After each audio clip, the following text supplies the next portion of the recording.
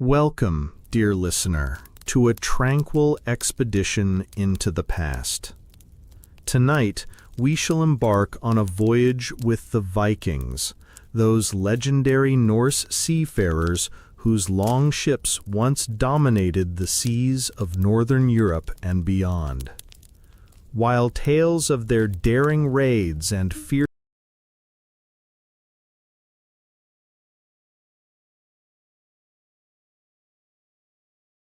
warriors often fill the pages of history, our focus tonight will gently settle upon the less romanticized aspects of their adventurous lives, particularly the often grueling realities faced by those who ventured out into the unknown. Forget for a while the glory of conquest, and instead let your mind drift to the creaking timbers of a longship battling stormy seas, the biting chill of the northern winds, and the constant uncertainties that awaited these early explorers. Settle in, allow your thoughts to soften, and let us together uncover why a life of Viking exploration, though filled with adventure, was also fraught with considerable hardship. Imagine yourself aboard a Viking longship, the vessel that would be your home for weeks, perhaps months on end. These magnificent boats, though sleek and effective in the water, offered little in the way of personal comfort. Picture the tight confines below deck, or even simply on the open deck if the weather permitted. You would be crammed together with dozens of other men, your personal space reduced to a bare minimum. The constant proximity to your shipmates, with their varied habits and smells, would quickly become a defining feature of this maritime existence. Privacy would be non-existent. Every cough, every snore, every movement shared within the close confines of the vessel. This lack of personal space, day in and day out, would undoubtedly test the limits of even the most amicable of souls. The seas navigated by Viking explorers were often far from calm. Imagine the raw fury of a North Atlantic storm suddenly descending upon your longship. Towering waves, whipped up by gale-force winds, would crash over the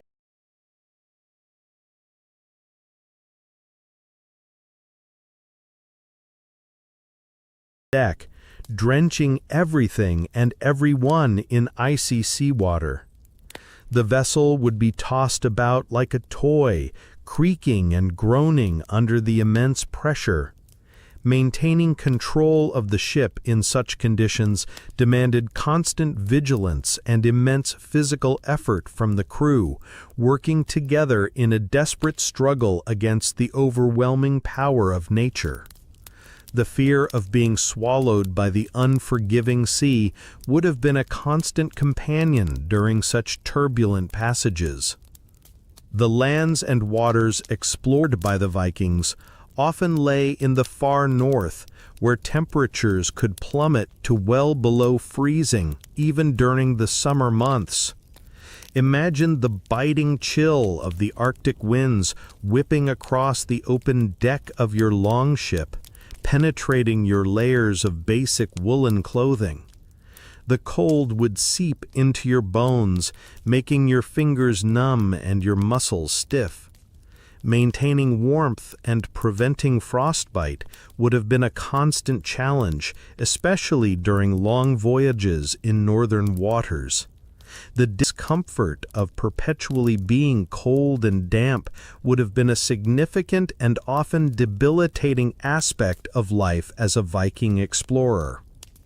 Beyond prolonged storms, Viking explorers also had to contend with sudden and unpredictable squalls that could arise with little warning.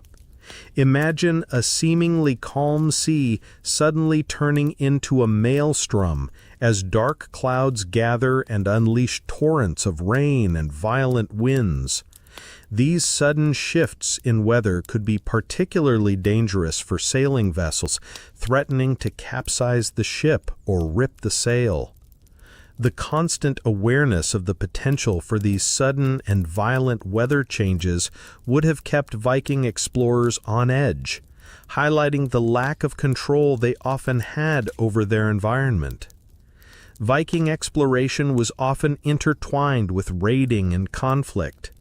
Imagine the apprehension as your longship approached an unfamiliar coastline, knowing that you might encounter hostile inhabitants.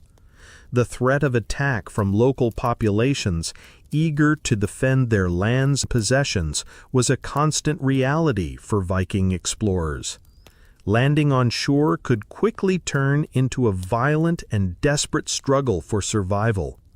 The need to be constantly vigilant and ready to fight added another layer of stress and danger to the already challenging life of a Viking explorer. When encounters with hostile populations did occur, they were often brutal and unforgiving. Imagine yourself embroiled in hand-to-hand combat, the clash of steel, the cries of the wounded, and the ever-present threat of serious injury or death. Viking warfare was often characterized by its ferocity and close-quarters fighting. The experience of facing a determined enemy, the adrenaline, the fear, and the potential for loss would have been a terrifying reality for many Viking explorers who found themselves drawn into conflict. Maintaining adequate supplies of food and fresh water on long Viking voyages was a significant challenge. Imagine the limited storage space on board a longship and the difficulties of preserving provisions for extended periods. The diet would have been basic and often monotonous, perhaps consisting of dried fish, hard bread, and salted meats. Fresh water was a precious commodity, and supplies could quickly dwindle, leading to dehydration and illness. The constant awareness of the limited resources and the potential for hunger and thirst would have been a nagging worry for Viking explorers far from home.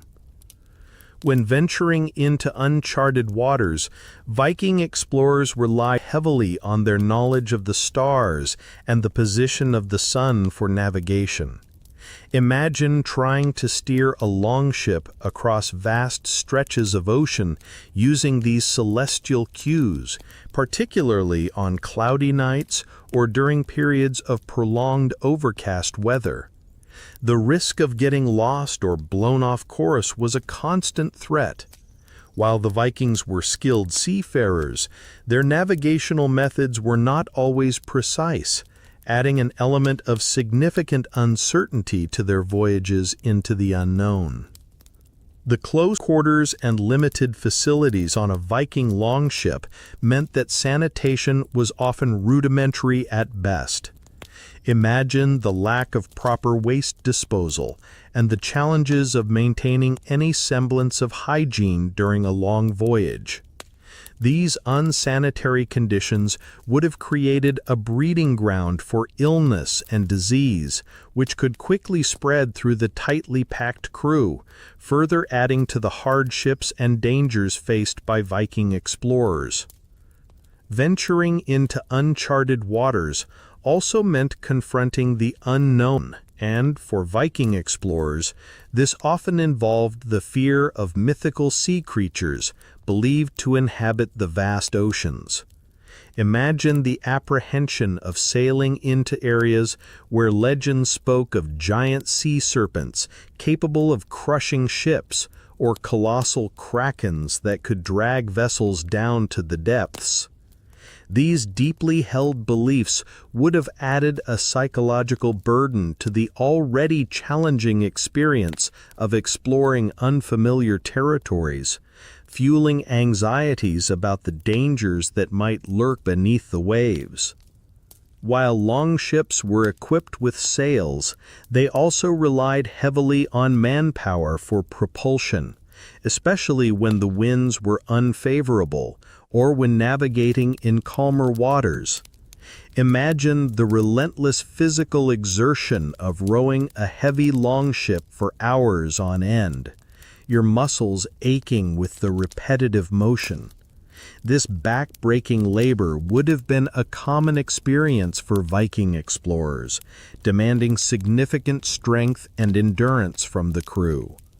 The constant need to row, often in challenging conditions, would have added to the overall fatigue and hardship of their voyages. When night fell, Viking explorers often had little choice but to sleep on the open deck of their longship, exposed to the elements. Imagine trying to find rest on the hard planks of the deck, with only a basic fur or woolen blanket for warmth and protection against the wind, rain, or cold. Sleep would have been fitful and often interrupted by the movement of the ship or the harsh conditions. This constant exposure to the elements would have taken a significant toll on their physical well-being, making it difficult to recover from the day's exertions. On long and arduous voyages, the risk of illness and injury was ever present. Imagine a crew member falling ill with a fever or suffering an injury during a storm or a skirmish. Medical care aboard a Viking longship would have been rudimentary at best, relying on basic remedies and the limited knowledge of the crew. Infections could quickly spread, and even minor injuries could become life-threatening in the harsh conditions. The lack of access to proper medical treatment was a significant danger faced by Viking explorers far from their homelands. Reaching land after a long sea voyage was not always a straightforward affair. Imagine the challenges of navigating shallow waters, rocky coastlines, or strong currents when attempting to bring your longship ashore. The risk of running aground, damaging the vessel, or even capsizing near the land was a real one. Finding a safe and suitable place to land, especially on unfamiliar or potentially hostile shores, added another layer of complexity and danger to the life of a Viking explorer. Viking society, including that aboard a longship, was often hierarchical. Imagine a clear distinction between the leaders or jarls and the common crew members. Obedience to the captain and the ship's leaders was paramount, and discipline could be harsh. Disputes among crew members, especially under the stressful conditions of a long voyage, could lead to conflict and even violence. The social dynamics aboard a Viking longship, while perhaps fostering camaraderie at times, also carried the potential for tension and strict adherence to authority. Life as a Viking explorer offered little in the way of personal comforts or possessions. Imagine the limited space available for personal belongings on a crowded longship. You would likely only have a few essential items, perhaps a knife, a small pouch for personal effects, and a worn cloak for warmth. Luxuries were virtually non-existent. This Spartan existence, far removed from the comforts of home, would have been another aspect of the hardship endured by those who ventured out on long voyages. Once a Viking longship sailed far from the coast, the sense of isolation would have been profound. Imagine being surrounded by the vast expanse of the ocean, with no other vessels in sight. Communication with the outside world would have been non-existent until the ship returned to port, which could be months or even years later. This feeling of being cut off from family, friends, and familiar surroundings would have been a significant psychological challenge for Viking explorers on extended voyages. Navigating at sea, even with the aid of stars and the sun, could be treacherous. Imagine a dense fog suddenly rolling in, enveloping your longship, and reducing visibility to near zero. In such conditions, it would be easy to lose your bearings, drift off course, or even collide with unseen rocks or other hazards. The fear of getting lost in the vast and disorienting sea would have been a real anxiety for Viking explorers facing poor visibility. The cumulative effect of the constant hardships, the cramped conditions, the harsh weather, the physical labor, the threat of danger, the limited food and water, and the psychological stress would have taken a significant toll on the bodies and minds of Viking explorers. Imagine the sheer exhaustion on finally returning to shore after a long and arduous voyage, your body aching, your spirit weary. The constant struggle for survival and the relentless challenges of exploration would have left their mark. Finally, imagine the emotional toll of being away from home for extended periods. Despite the allure of adventure and the potential for wealth and glory, the longing for familiar comforts, for loved ones left behind, would have been a constant undercurrent in the lives of Viking explorers. The uncertainties of their journeys, the dangers they faced, and the sheer distance from home would have undoubtedly weighed heavily on their hearts, reminding them of the sacrifices they made in their pursuit of exploration and adventure. Our focus now shifts to a specific Viking explorer, a man whose name resonates through history as the first European to set foot on the shores of North America, Leif Erikson. Imagine Leif, the son of the famed Norwegian outlaw Erik the Red, who had himself settled in Greenland. Leif was a man of his time, undoubtedly possessing the adventurous spirit and seafaring skills common among the Norse. Picture him growing up in the rugged and often unforgiving landscapes of Iceland and later Greenland, learning the ways of the sea and perhaps hearing tales of lands lying to the west, beyond the known horizons. These early influences would have shaped him into the explorer he was destined to become, a figure who would venture further west than any European before him. The seeds of Leif Erikson's voyage were likely sown by the accidental discovery of land to the west by another Norseman, Bjarni Herjolfsson. Imagine Bjarni sailing from Iceland to Greenland to visit his father. During his voyage, he and his crew were caught in a fierce storm and blown far off course. After many days at sea, when the weather finally cleared, they sighted land unlike any they had seen before, low-lying and wooded.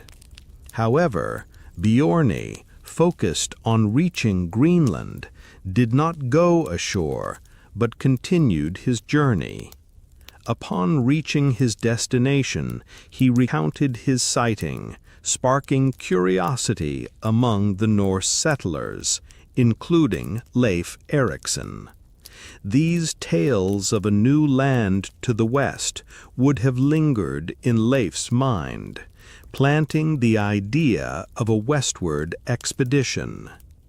Intrigued by Bjarni's account, Leif Erikson resolved to explore these mysterious lands to the west. Imagine him in the Norse settlements of Greenland, gathering a crew of sturdy and experienced men, those with a similar thirst for adventure and a willingness to face the unknown perils of the North Atlantic.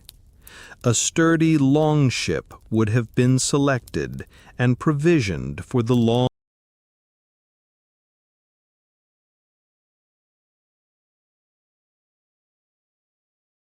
voyage ahead.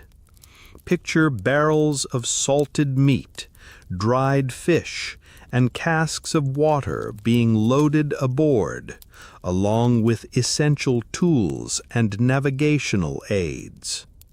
Leif, drawing upon the knowledge gleaned by Bjarni's sighting and his own seafaring experience, would have carefully planned his route and prepared his men for the challenges that lay ahead.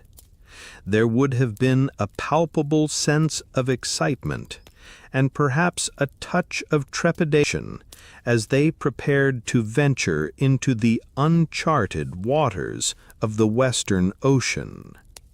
Imagine Leif Erikson and his crew setting sail westward from Greenland, their longship cutting through the often turbulent waters of the North Atlantic. The voyage would have been long and demanding, lasting perhaps several weeks.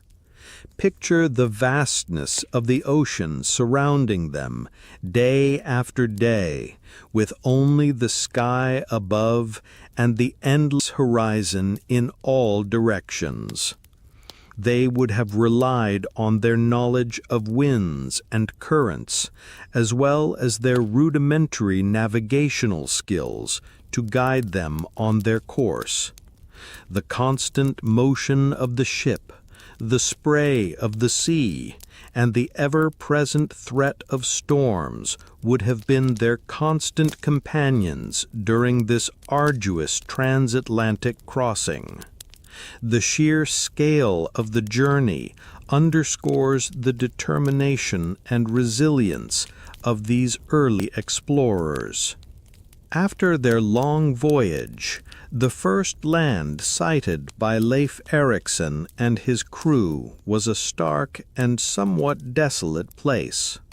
Imagine them approaching a flat, rocky coastline, perhaps with glaciers in the distance. They named this land Helluland, meaning stone slab land, a description that aptly fits what is believed to be Baffin Island in present-day Canada. According to the sagas, they went ashore and found it to be a barren and uninviting place, with little to offer in terms of resources. Their initial encounter with the lands of North America was thus a somewhat underwhelming one, a reminder that the journey itself held more immediate challenges than the initial sighting of land. Undeterred by the starkness of Helluland, Leif Erikson and his crew continued their voyage south, following the coastline. After a further period of sailing, they came upon another land, one that appeared more promising. Imagine them sighting a low-lying coast that was heavily wooded. They named this land Markland, meaning woodland, a fitting description for what is thought to be the coast of Labrador in present-day Canada. The sight of forests would have been significant, as timber was a valuable resource for the Norse. They likely went ashore briefly, exploring the terrain and perhaps gathering some wood before continuing their southward journey. This second encounter offered a more encouraging glimpse of the potential resources these western lands might hold. Continuing their southward exploration, Leif Erikson and his crew finally reached a land that truly captured their attention and held great promise.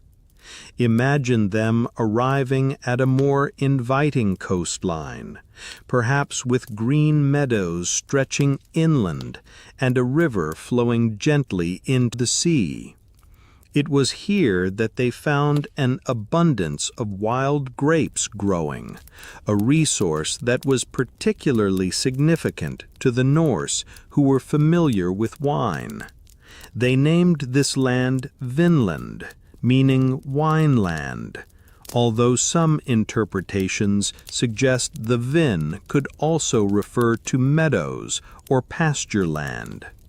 The discovery of this seemingly fertile and resource-rich land would have filled the Viking explorers with excitement and a sense that their long journey had finally yielded a significant finding. Impressed by the abundance of resources in Vinland, Leif Erikson and his crew decided to establish a temporary settlement to explore the land further and gather provisions. Imagine them constructing simple wooden shelters, perhaps near a sheltered bay or the mouth of a river. This settlement, known as Leifsbudirs, Leif's booths, would have served as their base camp during their time in Vinland. They would have spent their days exploring the surrounding area, gathering grapes if that was indeed the resource they found, fishing in the rivers and the sea, and perhaps hunting for game. This initial settlement marked the first known European presence in North America, a temporary outpost in a new and unfamiliar world. During their time in Vinland, the Norse explorers inevitably encountered the native people who already inhabited these lands. The Norse sagas refer to them as skrælings, a term that likely encompassed various indigenous groups. Imagine the initial encounters between these two distinct cultures, a mix of curiosity, apprehension, and perhaps even misunderstanding. The sagas describe some instances of trade and exchange, but also hint at potential conflicts arising from differences in customs and perhaps competition for resources. These early interactions were a significant aspect of the Viking presence in North America, marking the first documented contact between Europeans and the indigenous populations,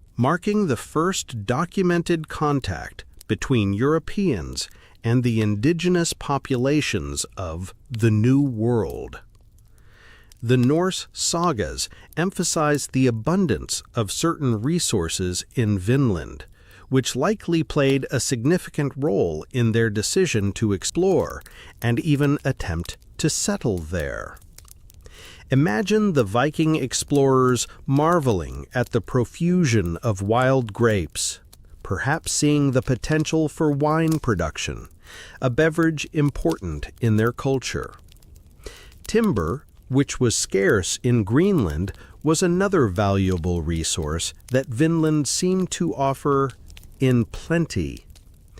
These resources, along with fish, game, and fertile land, would have made Vinland an attractive prospect for further exploration and potential colonization, at least in the short term.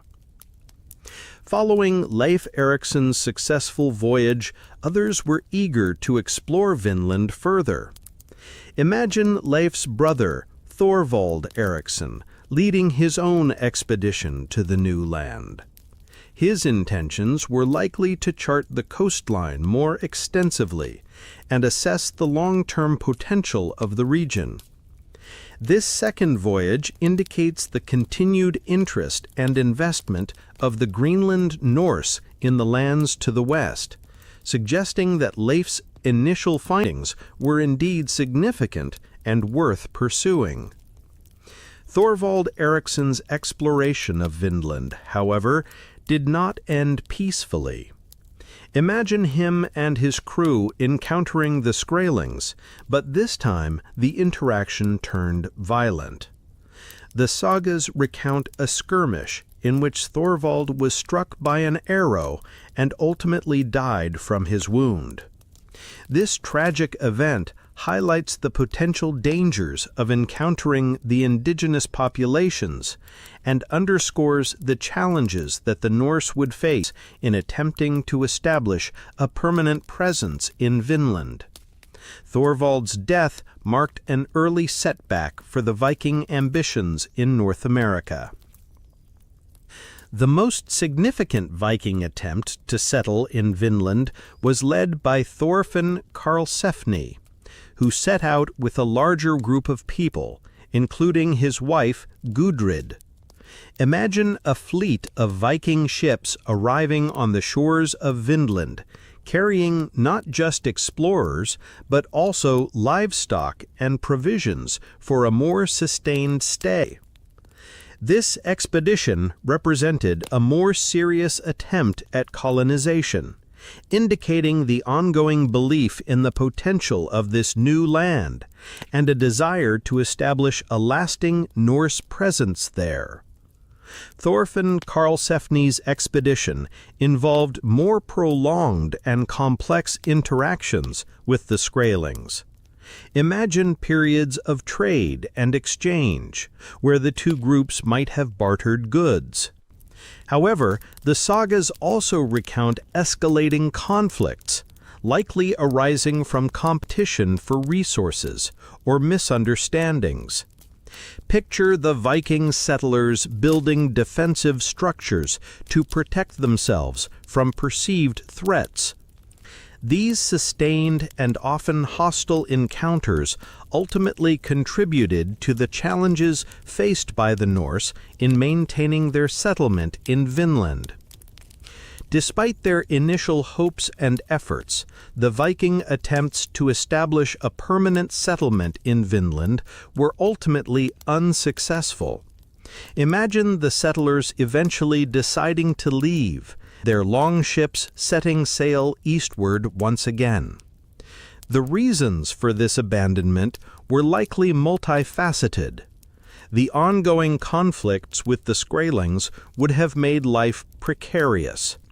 The challenges of maintaining supply lines across the vast Atlantic, coupled with the difficulties of adapting to a new and unfamiliar environment, would have also played a role.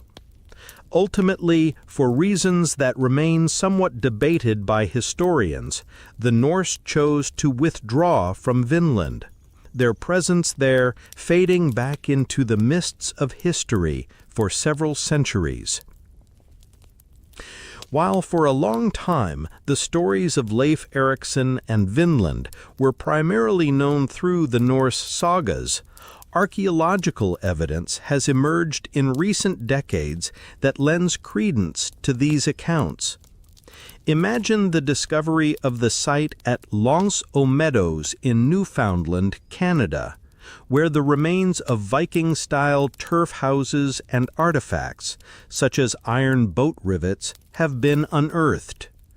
This archaeological find provides tangible proof of a Norse presence in North America around the turn of the first millennium, aligning remarkably with the timeline suggested by the sagas and offering a concrete link to Leif Erikson's legendary voyage. Leif Erikson's voyage to North America, though not leading to a permanent colonization, remains a significant event in the history of exploration. Imagine the sheer audacity and skill required to navigate across the North Atlantic in open longships over 1,000 years ago. His journey predates Columbus's voyages by nearly 5 centuries, marking him as the first European known to have reached the shores of the New World. While the long-term impact of his discovery on European consciousness was limited at the time, his story stands as a testament to the Viking spirit of adventure and their remarkable seafaring capabilities. Consider the myriad challenges faced by Leif Erikson and his crew on their pioneering voyage. Imagine the dangers of navigating the unpredictable North Atlantic in relatively small vessels, relying on rudimentary tools and their knowledge of the natural world. They ventured into completely unknown territory, unsure of what they would find, both in terms of land and the people who might inhabit it. Their courage, resilience, and determination in the face of these uncertainties are truly remarkable and offer a glimpse into the spirit of exploration that drove the Vikings to venture beyond the familiar horizons. It is interesting to consider Leif Erikson's voyage in the context of later European explorations, such as those of Christopher Columbus.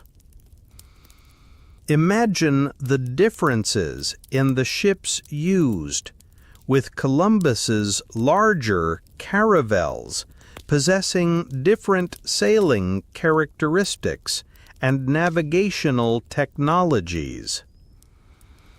While Columbus's voyages had a far greater and more lasting impact on world history, Leif Erikson's journey represents an earlier, independent European arrival in North America, a testament to the Viking Age spirit of exploration that preceded the more widely known Age of Discovery by centuries. In conclusion, the saga of Leif Erikson stands as a compelling tale of Viking adventure and discovery. Imagine him, the son of Eric the Red, driven by curiosity and the whispers of a new land, embarking on a voyage that would lead him and his crew to the shores of North America, centuries before any other European. While their settlement in Vinland was ultimately short-lived, Leif Erikson's name remains etched in history as the first European to set foot on this continent, a pioneering figure whose journey beyond Vinland's shores continues to inspire awe and wonder at the daring spirit of exploration that characterized the Viking Age.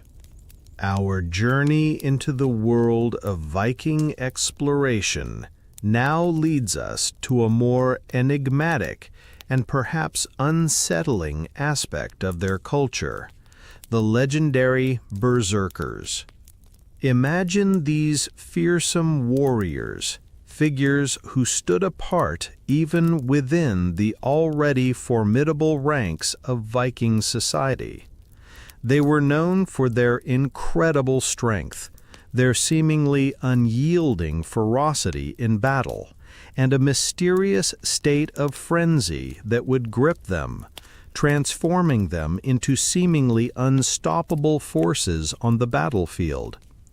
The very name berserker, often interpreted as bear shirt or bear shirt, hint at their unique character and the mystique surrounding them. They were figures who inspired both awe and fear, their legend woven into the fabric of Norse sagas and the annals of Viking history. The Norse sagas abound with vivid descriptions of berserkers in the throes of their battle fury. Imagine these warriors entering a trance-like state, their faces contorted with rage, their eyes rolling back in their heads. It was said that they would foam at the mouth, howl like wild animals, wolves or bears, and become seemingly impervious to pain, capable of withstanding wounds that would fell ordinary men. Their strength was legendary, wielding their axes and swords with terrifying speed and power, tearing through enemy ranks with reckless abandon. These accounts paint a picture of warriors who transcended the normal limits of human endurance and ferocity, becoming something akin to a force of nature unleashed upon their foes. One prominent theory attempting to unravel the mystery of the berserkers centers on psychological explanations. Imagine the intense stress and adrenaline of battle, coupled with potentially pre-existing personality traits that might predispose certain individuals to enter extreme emotional states. It's conceivable that these warriors, through a combination of psychological factors and perhaps even self-induced techniques, could enter an intense battle frenzy, characterized by a temporary loss of self-control, heightened aggression, and a diminished perception of pain and fatigue. This psychological state, fueled by the chaos and violence of warfare, could account for some of the seemingly superhuman feats and behaviors attributed to the berserkers in the sagas. Another fascinating theory suggests that the berserker phenomenon might have been linked to ritualistic practices and a belief in the ability to channel the spirit and power of animals, particularly the bear or the wolf. Imagine these warriors engaging in specific pre-battle rituals, perhaps involving chanting, dancing, or the wearing of animal pelts. Bear skins for bear shirts, and wolf skins for similar warriors known as ulfhidnar, wolf coats. These rituals might have been intended to induce a state of altered consciousness, allowing the warrior to embody the ferocity and strength of these powerful predators on the battlefield, blurring the lines between human and animal. Berserkers were often associated with close-knit warrior bands known as felagi in Old Norse. Imagine these groups of warriors bound together by oaths of loyalty and a shared identity as fierce and perhaps somewhat unconventional fighters. The bonds within these felagi would have been strong, providing a sense of belonging and mutual support, particularly for individuals who might have been seen as somewhat outside the norms of regular Viking society due to their intense battle fury and unpredictable behavior. These warrior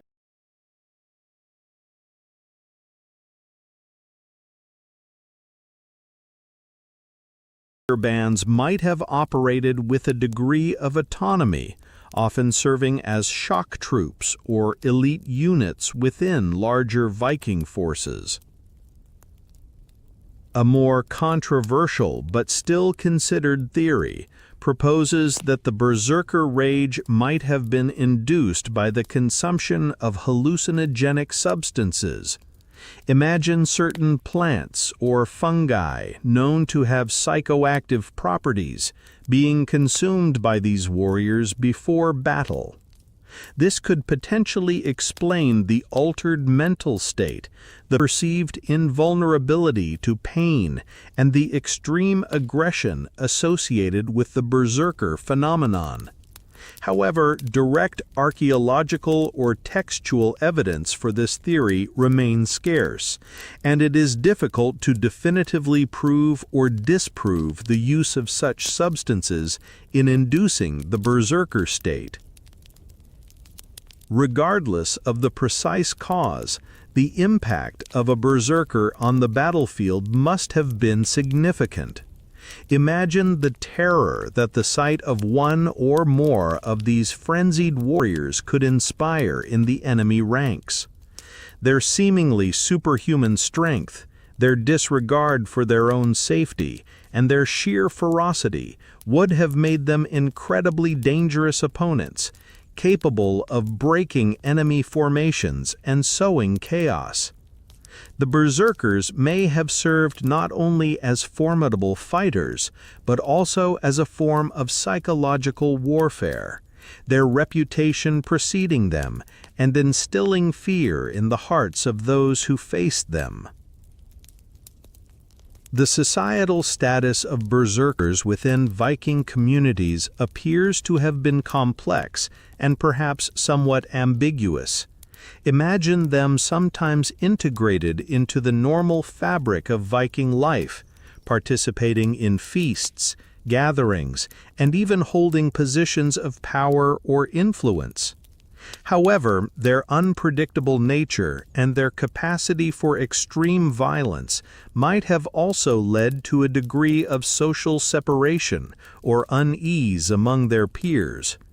They might have been seen as valuable assets in times of war, but potentially dangerous or unsettling figures in peacetime. Their integration into society likely varied depending on the individual berserker and the specific community.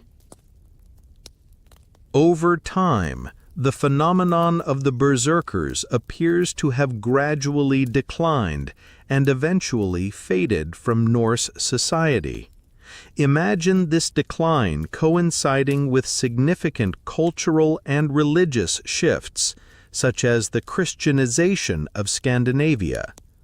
The intense trance-like state and the potential connections to pagan rituals might have become less accepted within the new Christian framework. Additionally, the consolidation of more centralized forms of power and the development of more disciplined military structures might have lessened the need for, or even frowned upon, the uncontrolled fury of the berserkers on the battlefield. The primary sources for our understanding of the berserkers are the Norse sagas, which were often written down centuries after the Viking Age. Imagine historians and archaeologists carefully studying these ancient texts, trying to discern the line between historical fact and literary embellishment. While the sagas provide vivid and compelling accounts, it is important to approach them with a degree of critical analysis, recognizing that they may have been influenced by folklore, oral tradition, and the desire to create heroic figures. The mystery of the berserkers continues to fascinate scholars who strive to piece together the truth behind these legendary warriors from the often enigmatic clues left behind in the historical record. Delving deeper into the Norse sagas reveals specific instances and descriptions of berserkers that offer further clues to their nature. Imagine turning the pages of the saga of Egil Skallagrimsson, where characters exhibit berserker-like rage and strength, or exploring the Ynglinga saga, which mentions berserkers as part of Odin's retinue. These textual references, though sometimes fragmented and open to interpretation, provide valuable insights into how berserkers were perceived and portrayed within Norse society and their literature. By carefully analyzing these mentions within their specific narrative contexts, we can gain a richer understanding of the berserker phenomenon. The very definition of the berserk state remains a subject of ongoing debate among scholars. Imagine a spectrum of interpretations ranging from the idea of a purely psychological battle frenzy triggered by intense stress and adrenaline, to more esoteric theories involving spiritual or shamanistic practices.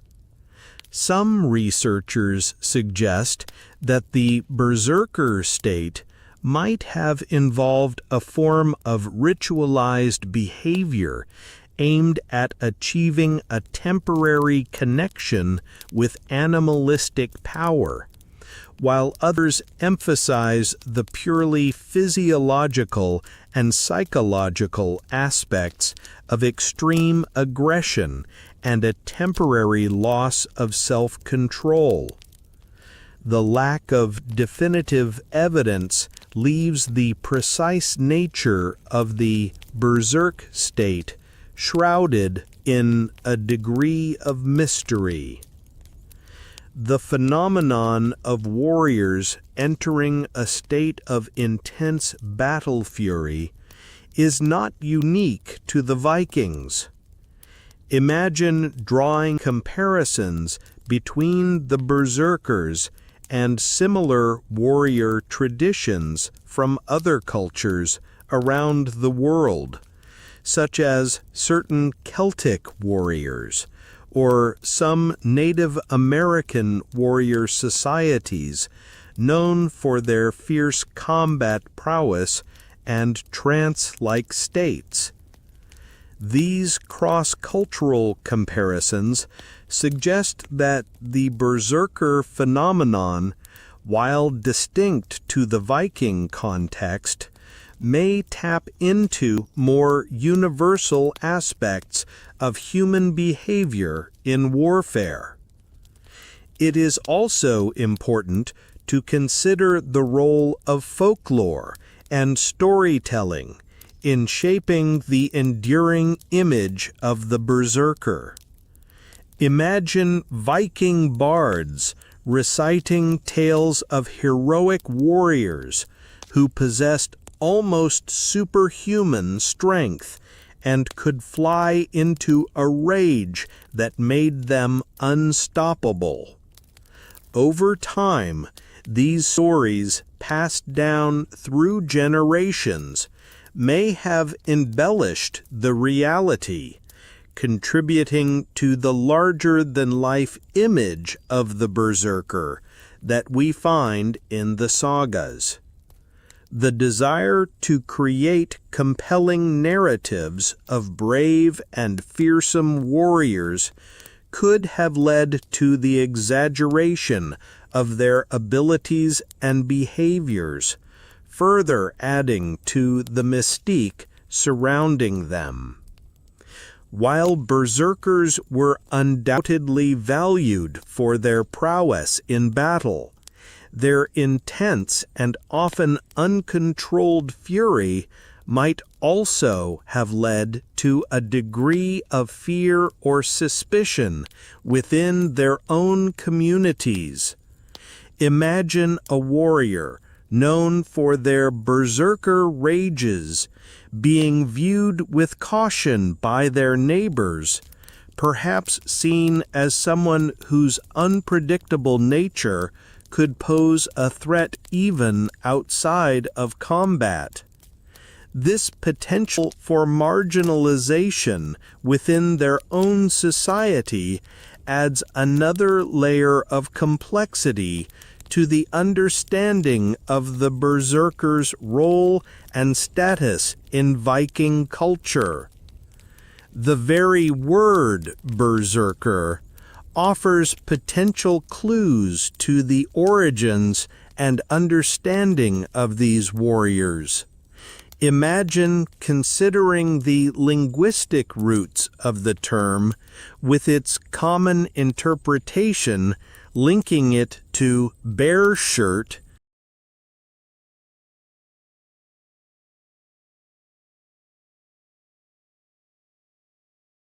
berserk. This connection strongly suggests the association of berserkers with the power and ferocity of the bear. It reinforces the theory that these warriors may have ritually identified with this animal, perhaps even wearing their pelts or believing they could channel its spirit in battle, further solidifying the link between the animalistic and the human in the berserker phenomenon. It is possible that the berserk state was not a monolithic phenomenon, but rather encompassed a spectrum of intensity and manifestation. Imagine some warriors entering a state of controlled battle fury, enhancing their strength and aggression, while still maintaining some tactical awareness. Others might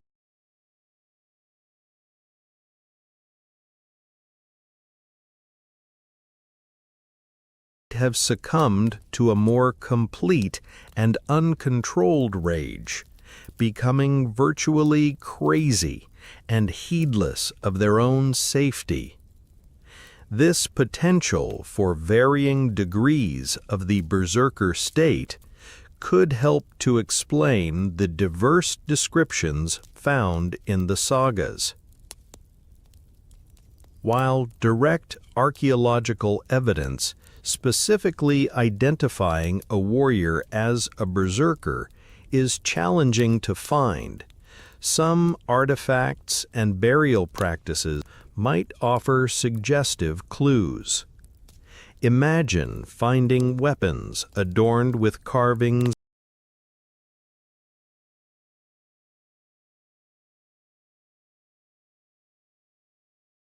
of bears or wolves, or burial sites with unusual arrangements that might hint at specific warrior cults or rituals. While these findings are not definitive proof, they can contribute to our understanding of the warrior ethos of the Viking Age and potentially shed indirect light on the practices and beliefs associated with the berserkers. The mystery and power associated with the berserkers continue to captivate the popular imagination. Imagine their portrayal in modern literature, video games, and films, often depicted as incredibly strong, almost superhuman warriors who fly into uncontrollable rages. These modern interpretations, while sometimes exaggerating or romanticizing the historical accounts, demonstrate the enduring fascination with these enigmatic figures from the Viking Age and the power of their legend.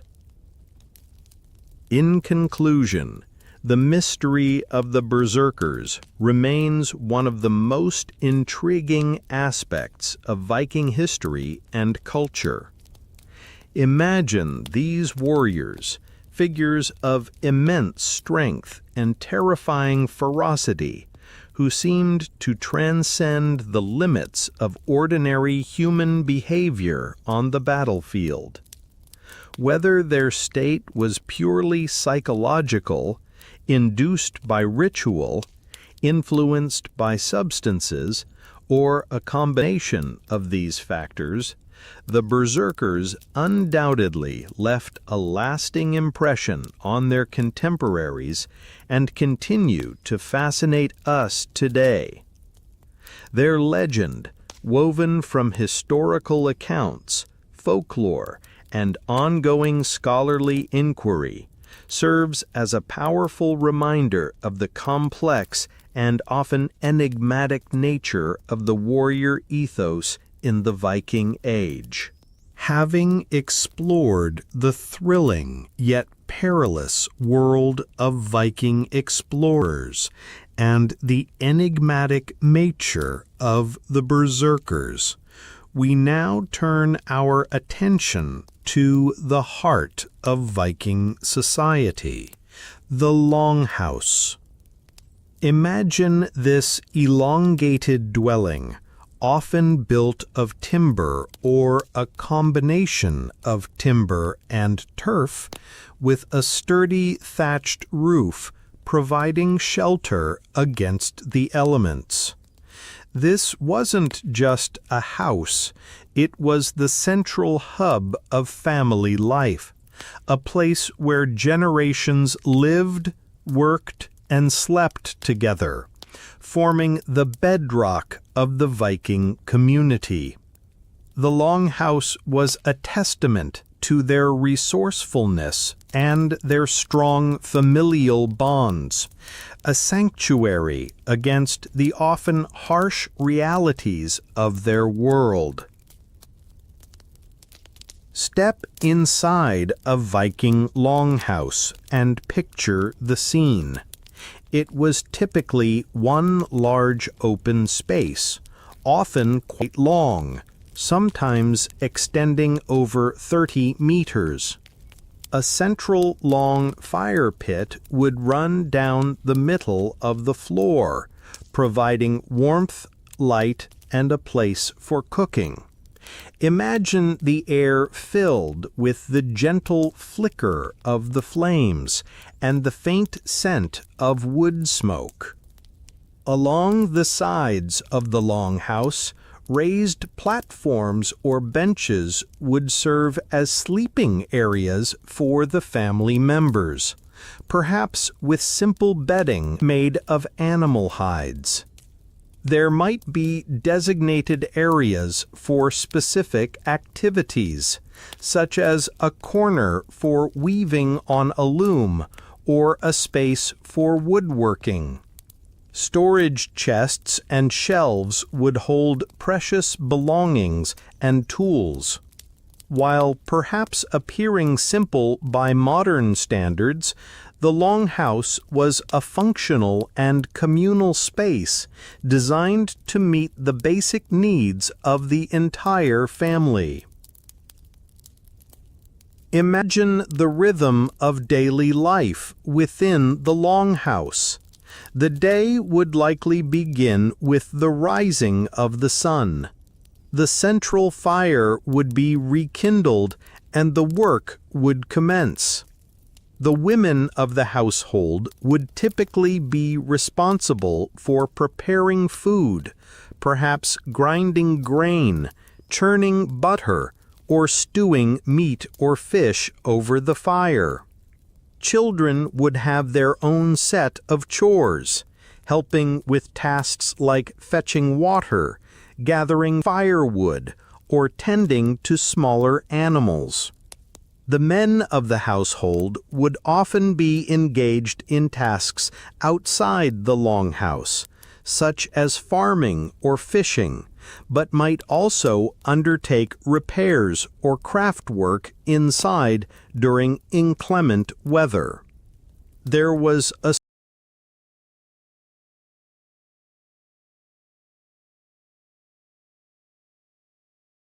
strong sense of shared responsibility and cooperation within the family unit, with each member contributing to the overall well-being of the household. Viking women played a crucial role in the functioning of the longhouse and the entire farmstead. Imagine them skillfully working at a warp-weighted loom, weaving cloth from wool that they had spun themselves.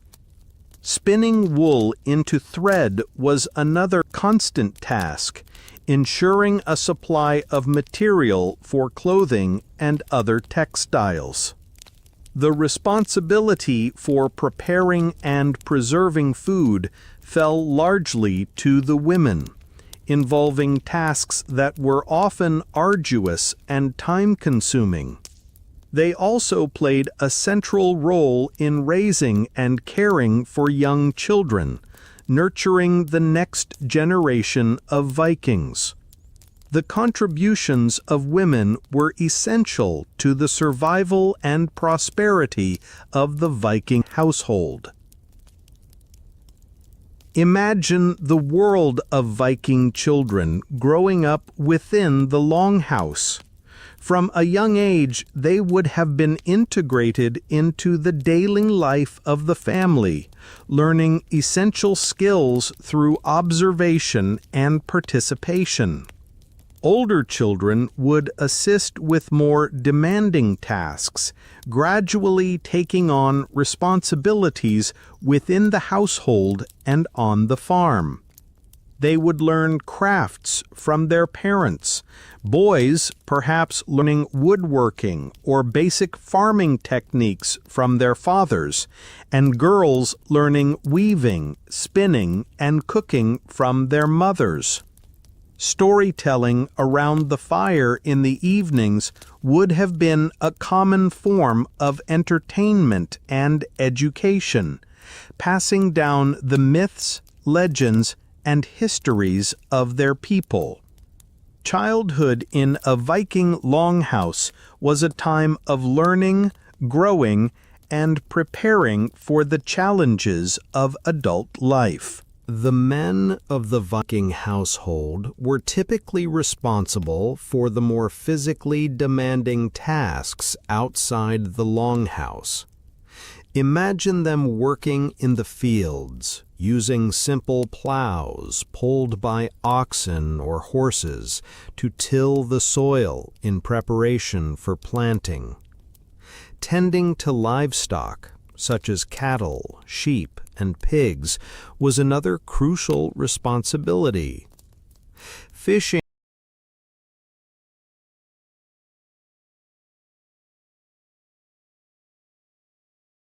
in nearby lakes or fjords would have provided an important source of food. Men might also be skilled in crafts like blacksmithing or carpentry, creating and repairing tools and other essential items for the farmstead. Their labor was vital for providing food, resources, and security for the family. The self-sufficiency of the Viking household relied heavily on their ability to cultivate the land. Imagine the fields surrounding the longhouse, carefully prepared and planted with crops such as barley, which was a staple grain, and oats.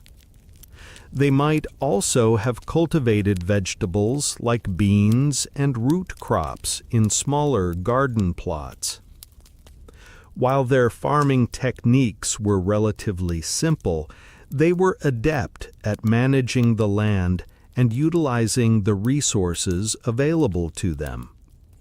In some areas, they may have employed basic irrigation methods to ensure their crops received adequate water. The success of their harvest was crucial for their survival through the long winter months.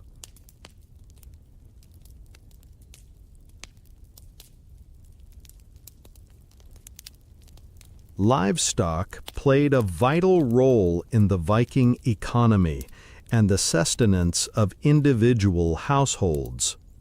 Imagine families tending to their cattle, which provided milk and meat. Sheep were particularly important for their wool, which was essential for clothing and textiles. Goats and pigs were also valuable sources of food. Chickens and other fowl would have provided eggs and meat as well. The care and management of these animals were integral to the daily life of a Viking farmstead, representing a significant form of wealth and a reliable source of essential resources.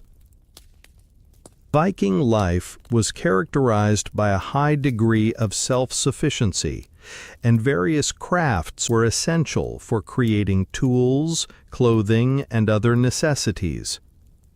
Imagine women skillfully weaving on their looms, transforming spun wool into fabric. Men would have been adept at woodworking, using axes, knives, and other tools to create everything from furniture to farm implements. Leatherworking was another important skill, used for making shoes, belts, and other essential items. These crafts were not just practical, but often also represented a form of artistic expression, with intricate carvings and decorative elements adorning many of their creations. Despite the hard work and challenges of daily life, the Viking longhouse was also a place of strong family bonds and communal living. Imagine the family gathering together around the central fire in the evenings, sharing a meal, telling stories, and reinforcing the ties that bound them together. These moments of togetherness would have provided comfort, support, and a sense of belonging in a world where survival often depended on the strength of the family unit. The shared experience of living and working together in the longhouse fostered a deep sense of interdependence and loyalty. While family was the fundamental unit of Viking society, there was also a broader social hierarchy. Imagine a system that included jarls or chieftains at the top, followed by free farmers, carls, who formed the backbone of society, and then thralls, who were slaves and occupied the lowest rung. This social structure influenced aspects of daily life, including legal rights and responsibilities. However, even within this hierarchy, the family unit remained central to identity and social standing. Kinship played an incredibly important role in Viking society. Imagine a complex web of interconnected families where loyalty to one's kin was paramount. Family ties dictated obligations of support, revenge, and social standing. Lineage and ancestry were highly valued, connecting individuals to the past and shaping their present status within the community.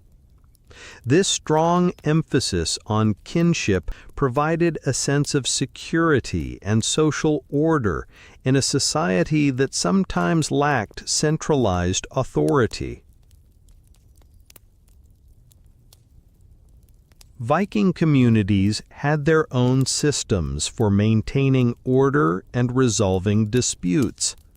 Imagine the gathering of free men at a thing, a traditional assembly held at regular intervals. Here, laws were recited, grievances were aired, and judgments were made by the assembled community or by designated law speakers. This system of customary law, passed down through generations, helped to regulate social interactions and provide a framework for justice within Viking society. The Thing was a vital institution that underscored the communal nature of their legal and social structures. Hospitality was a highly valued virtue in Viking society. Imagine travelers or guests being warmly welcomed into a longhouse, offered food, drink, and shelter. Generosity was considered a social obligation, and the exchange of hospitality played a crucial role in maintaining social bonds and facilitating trade and communication. Feasting was another important social activity, often held to celebrate important occasions or to foster alliances and strengthen community ties. These gatherings in the Longhouse provided opportunities for socializing, storytelling, and the sharing of culture. Imagine the clothing worn by Viking people, practical garments made from wool and linen, designed to withstand the often harsh climate. Men typically wore tunics and trousers, while women wore long dresses or undergarments with an overdress. Animal furs would have provided additional warmth in colder regions. Personal adornment was relatively simple, often consisting of functional items like brooches used to fasten clothing, or perhaps simple necklaces and bracelets made of silver or bronze. Their clothing reflected their connection to the natural world and the practical demands of their daily lives. Despite the hard work that characterized Viking life, there were also moments for leisure and entertainment.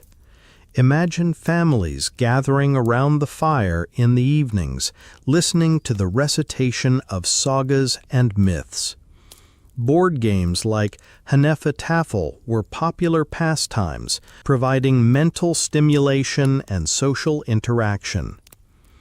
Wrestling and other forms of physical contests might have taken place during gatherings or festivals.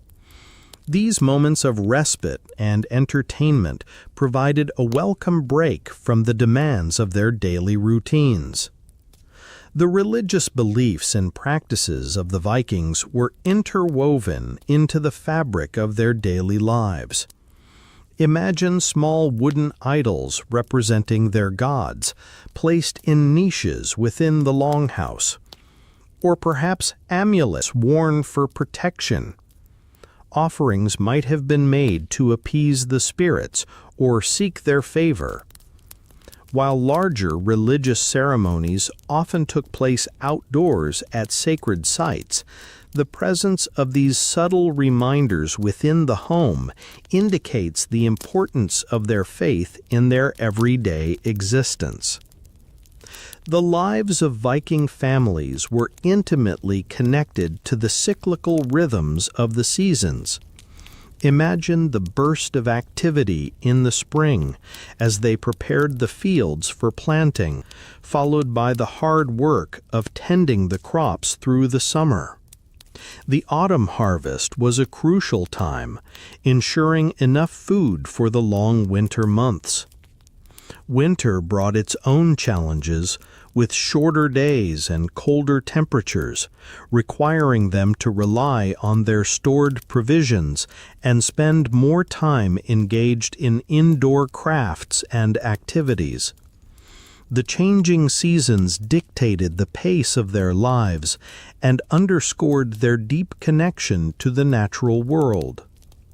Consider the remarkable resilience and self-sufficiency of a Viking family living in their longhouse. They were largely independent, relying on their own labor, skills, and the resources available in their environment to meet their needs. Their ability to adapt to the challenges of their climate and their resourcefulness in crafting tools, building shelter, and securing food were testaments to their strength and ingenuity. Life in a Viking longhouse, while demanding, fostered a strong sense of self-reliance and a deep connection to the land. In conclusion, imagine the Viking longhouse, a central point around which family life revolved. It was a place of hard work, shared responsibility, strong kinship bonds, and a deep connection to the land. From farming to crafting to the observance of traditions and the telling of stories, the longhouse was the stage upon which the drama of Viking daily life unfolded. While exploration and raiding might capture our imagination, it was within these sturdy dwellings that the foundations of Viking society were laid, demonstrating a surprisingly structured and communal way of life that sustained them through the ages. And so, dear listener, our exploration into the world of the Viking Age draws to a close. We have journeyed across treacherous seas with daring explorers, delved into the enigmatic frenzy of the berserkers, and now found ourselves within the heart of Viking family life in the Longhouse. It is a reminder that history encompasses not only grand adventures and legendary figures, but also the quiet rhythms of daily existence that shaped the lives of ordinary people. As you prepare for sleep, perhaps you can carry with you a sense of the resilience, the challenges, and the surprisingly structured nature of life in the Viking world. Sleep now, and may your dreams be filled with peaceful voyages across tranquil seas.